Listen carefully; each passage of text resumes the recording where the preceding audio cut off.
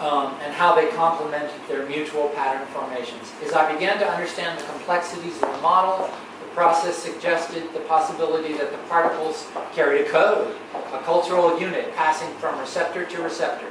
The process of making the pictures was directed at understanding the surface qualities of mass or matter at smaller and smaller scales, leading downward to the possibility of the visual description of subatomic material.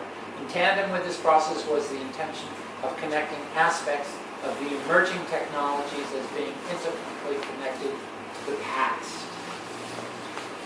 So I designed subatomic particles for about 3 years. And tried to qualify them as having,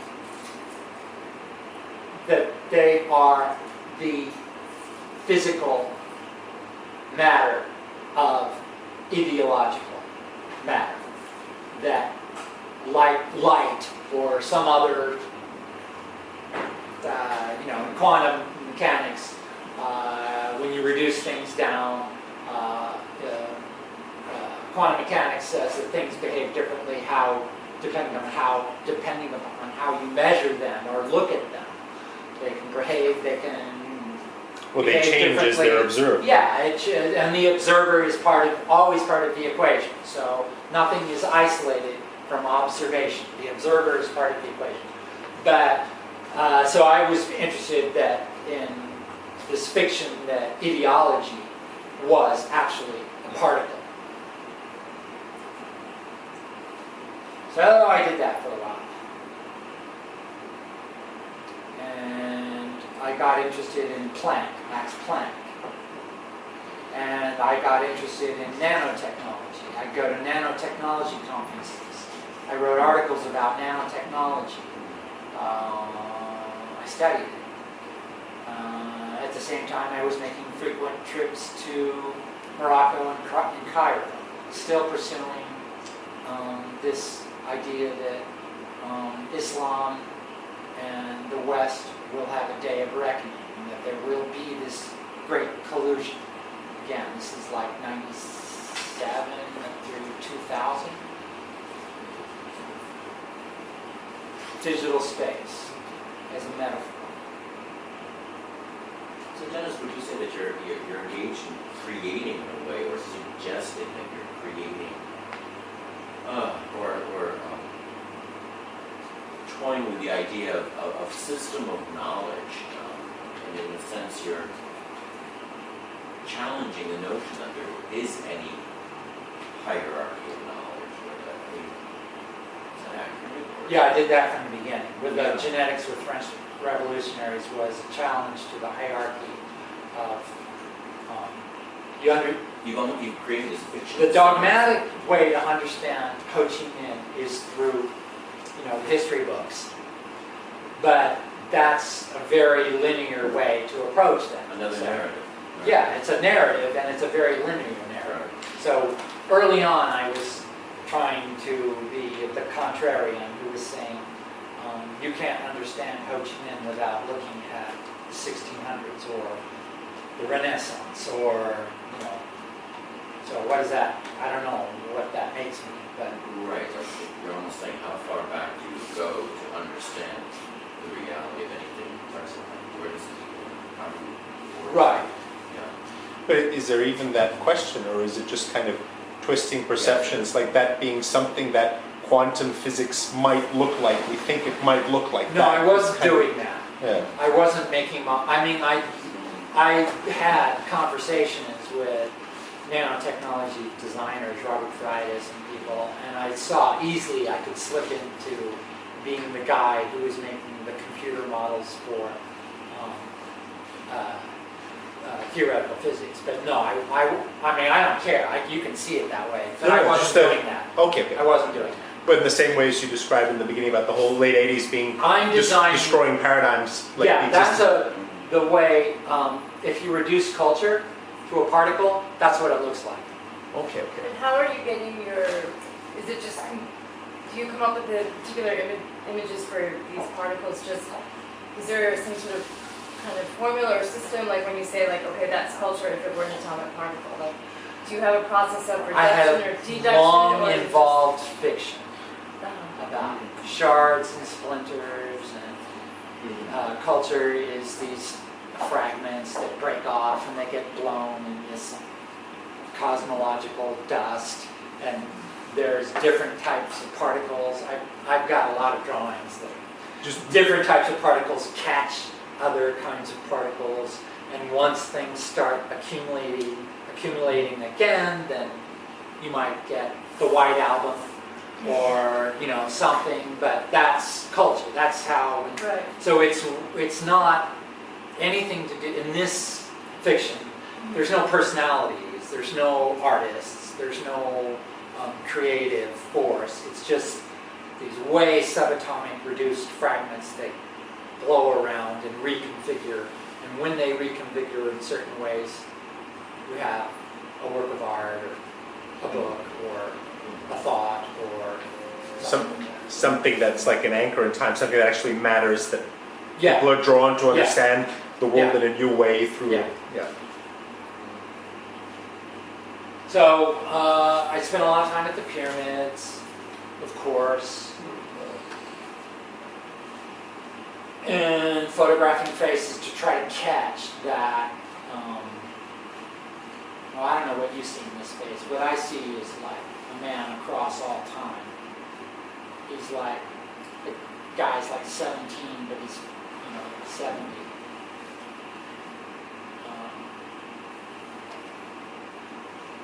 Like again, this is one, like some of the particles have actually mutated and they have things that catch the wind, so that they have a greater propensity to create culture in a different, almost anticipated way. It was really a dead end. I spent a lot of time doing this. I mean, it produced, I liked the book. Okay, so then I started back into Dennis Balk, graphic designer. I like graphic art, and lately they refer to me as I refer to myself too as like graphic work. I like that term because it somehow puts me in a position where I like it. It's more sort of street and I don't know, Banksy versus Damien Hirst. You know what I mean. So I like being a designer. So this suite of pictures was exhaustive ideology. So this, like, I don't know, I like that you can pick apart, if you so desire. There's everybody in there in these pictures. Everybody's in there. Like, these were millions of hours of visual research. Okay, maybe not that one, but You return to the theme of Islam. Is it because you see it as a grand system of knowledge and belief? I've been in it since I know. Emerson. I don't know why. Well, still, the gallery show at Berkeley is critique of Islam.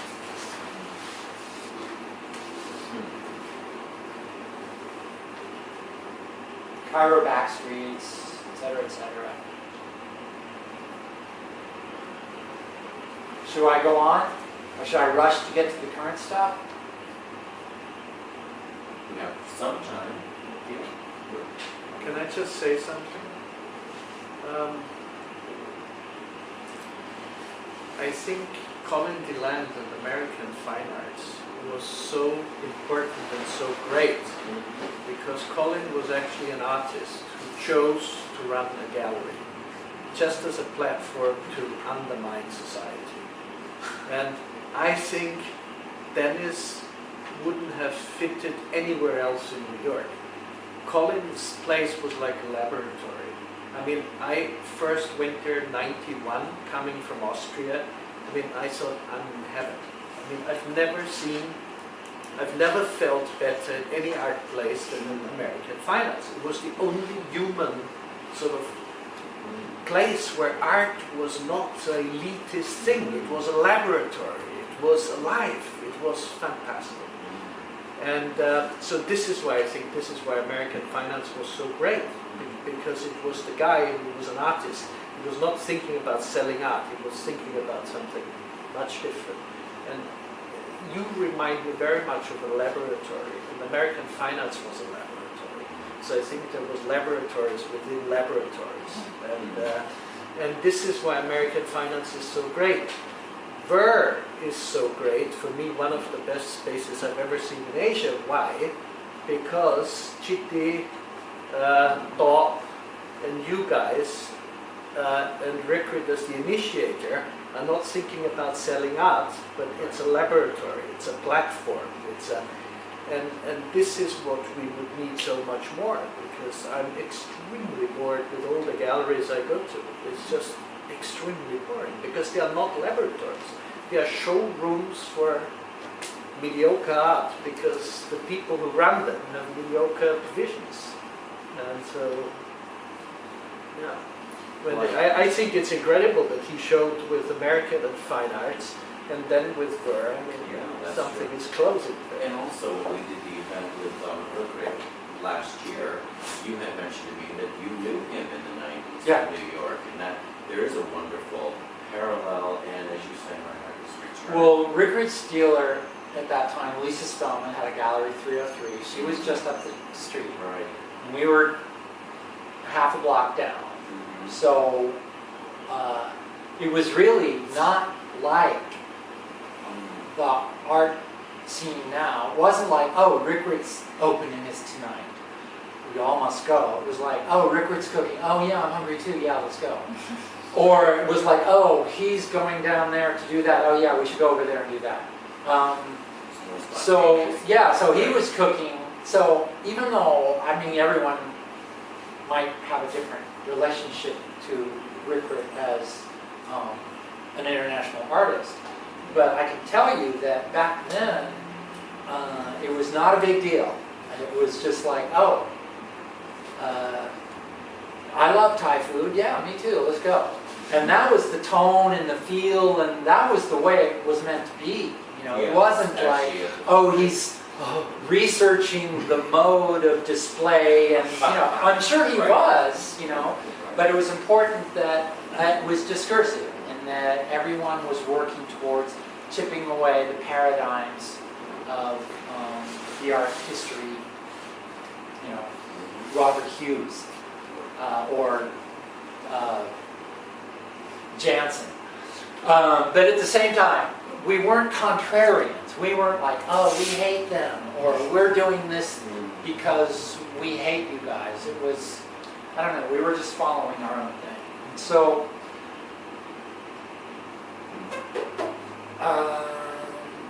I love this photo because this really, to me, summarizes so much of what I'm trying to do. Where I knew these kids too, so like you get Disney with the Gap and Hassan Nasrallah of Hezbollah, you know, boom, boom, boom, and the little kids pointing like, what's now? So, Kissed by Side Wandering. huh? Kissed by Side Wandering. So,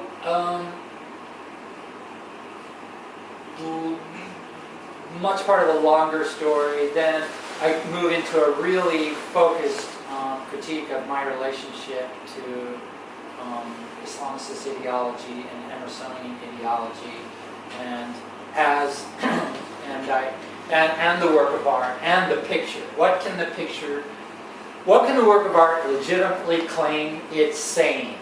That's what I was really interested in. Can you seriously claim some sort of supernaturalism or sublime or man against nature or traditionalism or all this bullshit? You know, like what can a work of art legitimately set out for itself, claim, and do?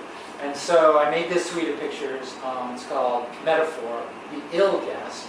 And it's a museum installation where the museum goer is just sort of like in this maze and just inundated graphic work as a metaphor for that experience. When you, just so I get an idea, when you said it's maze, was that one particular piece? No, it's 60 some odd pieces Okay. that big. Okay, and so you're basically And immersed. you're like, yeah, you're Yeah. just like, shit, help, just like that, or, where's the exit? And I did this piece when I was living in Italy. It's a long story I won't get into, but I had already now serious archives of photography. This piece is called Diane Wiest in Anything. You guys know who Diane Wiest is? Hollywood actress. Love her.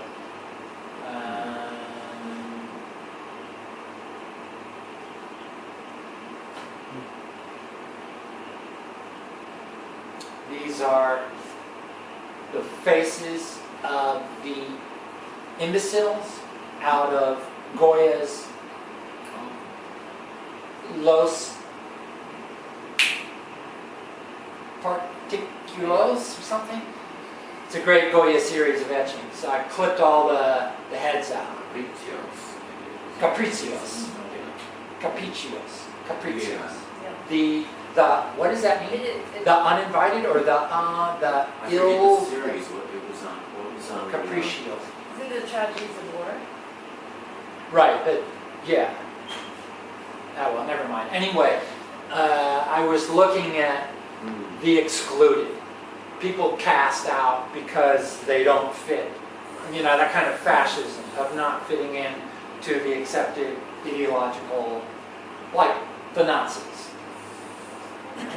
Nazis were those who cast out. And again, playing with a graphic style that had a kind of immediate aggressiveness to it. I understand it's a fiction. It was a fiction that I was playing. Men in Black, Pasolini, no way they go together. Hunter Thompson and President of Egypt. Mubarak. No, Was it? the great president. Nothing. Nasser. Before. Jamal Nasser. Black tie-dye. Infidels. This is what we look like. FBI.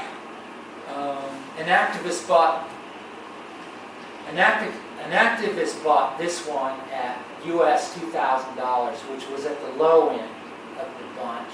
A 13-year-old Brooklyn art star showed his video starring Christian Slater, who plays a caveman walking down an anonymous suburban street where he runs into his future self. He has to become a prize fighter and survive 4 hours in the ring in order to evolve. After many attempts, his face is severely misshapen and his eyes literally bug out of his head, which becomes the subject of a discussion between two critics who are gay and part of the film. They are really performance comedians and show up next wearing the same colored cardigans, which they both wear backwards. Dennis, what was 2 pictures back, this fucking circle? What was that? Yeah. Black tie-dye. A tie-dye? Yeah. Oh.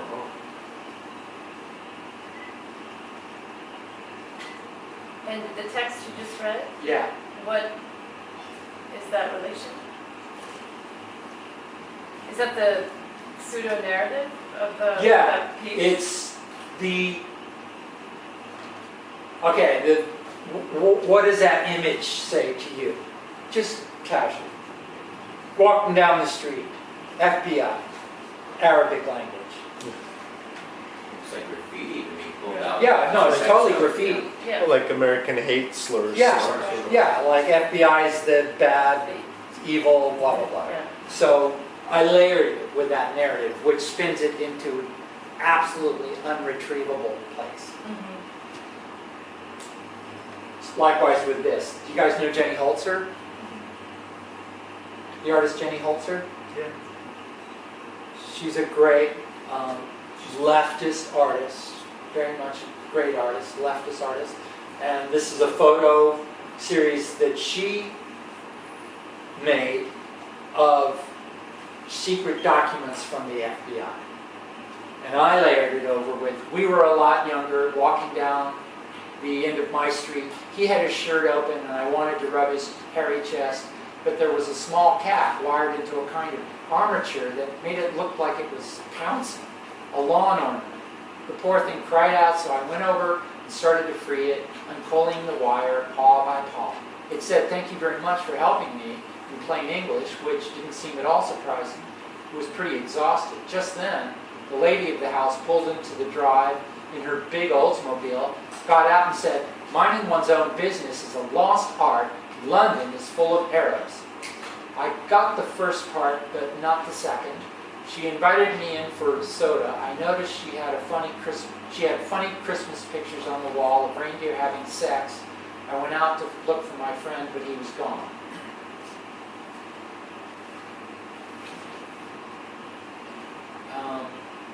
Garrico, Raft of the Medusa. Lost souls on a trip across the horizon to nowhere. Okay, moving right along. The Visionary. Aldous Huxley morphing, like the scene from Altered States, the movie. Culture Particle. Iraq, Hurly Burly. Okay, then I did a show at Innova, restaging a lot of works, but I spun it into a brand new narrative. This is called Hollywood Homeless and Theater. I took a collection of all the museum banners from the past couple of years and made a collage out of them.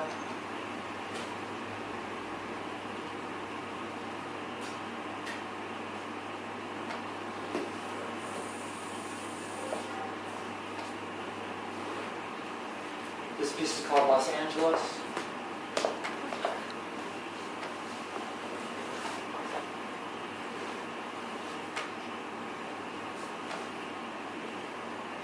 Which brings us to Hurly Burly. Okay, so almost done. Should we quit now or keep going? Okay, so Hurly Burly, I started in Bangkok. Hurly Burly, I play Dennis Balk. Hurly Burly, a play by David Ray. So it returns me to theater. It's a great play. It's a story. It's a play set in Hollywood. All the characters, a 3-hour, grueling, long motherfucking play. All the characters spend the entire time on stage wrestling with the fact that they can't figure out what their life has to do with anything or where they fit into their contemporary reality. And in the end, they fall apart, the play falls apart, the audience leaves miserable. It's a great, great experience, and I just loved it. So I've dedicated my time here in Bangkok to producing my version of Hurly Burly by David Ray. This piece is called Midnight Before the Coup. These were all photos that I shot at pro-democracy campaigns last year. Scratched them all up, graffitied them. I shot these photos with an open shutter while we were kind of all running from being shot at. But the title for me says it everything. Midnight Before the Coup, which is a complete fiction dramatization.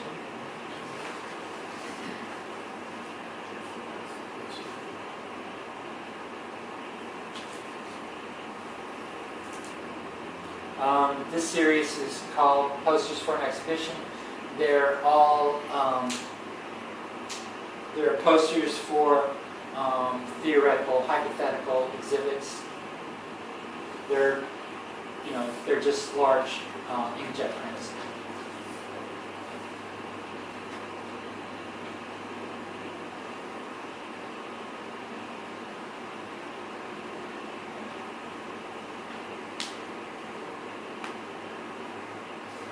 So what I'm trying to accomplish with this is that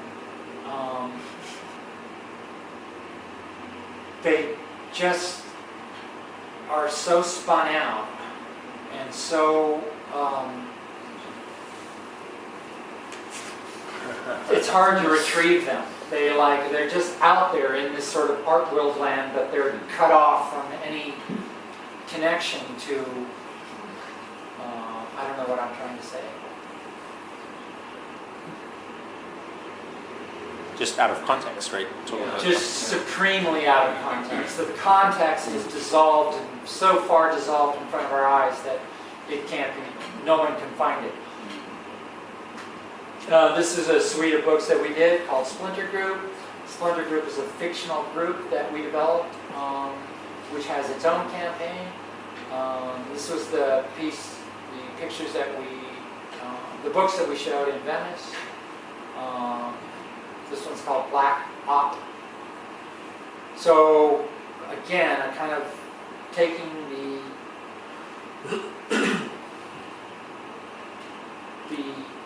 methodology of the modernists who did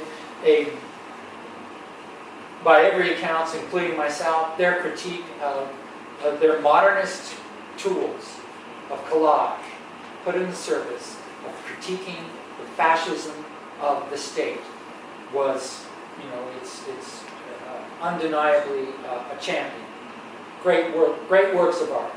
So I took that methodology and tried to do the same thing, but show how it cannot be done any longer. You cannot critique the state. You cannot critique capitalism. You cannot critique ideology. You cannot denounce the bad guy.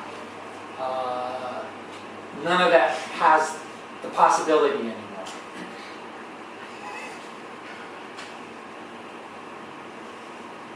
There's nowhere to go. Everything's blanketed out to this burning light of the sun. What you see is what you get. We're all guilty. We're all victims. Until somebody comes along and gives us a new language, we're fucked.